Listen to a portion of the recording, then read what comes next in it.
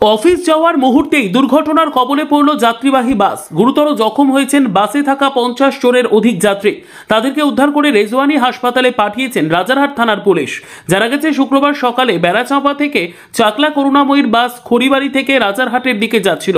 প্রত্যক্ষদর্শী ও বাস যাত্রীদের অভিযোগ, ড্রাইভার দ্রুতগতিতে যাওয়ার সময় নিয়ন্ত্রণ হারিয়ে খড়িবাড়ি হারোয়ার খালে যাত্রী বোঝাই বাস নিয়ে পড়ে যায়। ঘটনাস্থলে স্থানীয়রা উদ্ধার কাজ শুরু করলে পরে খবর পেয়ে রাজারহাট থানার পুলিশ এসে তাদেরকে উদ্ধার করে একজন হাসপাতালে পাঠায়। স্থানীয়দের মতে, বাসে থাকা বেশ কয়েকজন যাত্রীর মৃত্যু হতে পারে এবং বহু যাত্রী গুরুতর রকম আহত হয়েছেন বলে জানা গেছে।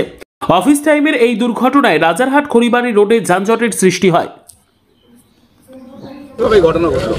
যখন দুটো গাড়ি রেষারেষি হচ্ছিল, হতে হতে ধরো সাইড মেরে পাল্টি হয়ে গেছে। পাল্টি হওয়ার পরে যত পাবলিক ছিল, পাবলিকের থেকে যত সিভিক পুলিশ ছিল, ওরা দেশ খুলিনে সব পানিতে লাফ মেরেছে।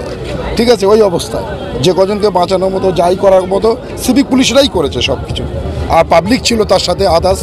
কিন্তু অন্য আদার্স কোনো লোক তখন এসে পৌঁছয়নি বা প্রশাসনও তখন ছিল না। বাসটা কোন দিক দিয়ে আসছিল? বাসটা আসছিল বেলেঘাটার দিক থেকে, যাচ্ছিল নিউ টাউনের দিকে, রাজারহাটের দিকে। কেউ আটকে আছে বলে মনে হয়?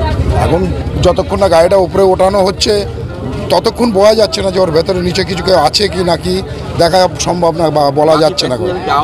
প্যাসেঞ্জার কম বেশি অন্তত 20-40 জন আহত হয়েছে, সবারই টুকটাক লেগেছে। তার মধ্যে 5-6 জনের অবস্থা গুরুতর। ঠিক আছে, এখন তাদেরকে নিয়ে যাওয়া হয়েছে রেজওয়ানি গ্রামীণ হসপিটালে, নিয়ে যাওয়া হয়েছে। কেউ কেউ নার্সিংহোমেও নিয়ে গেছে। ঠিক আছে।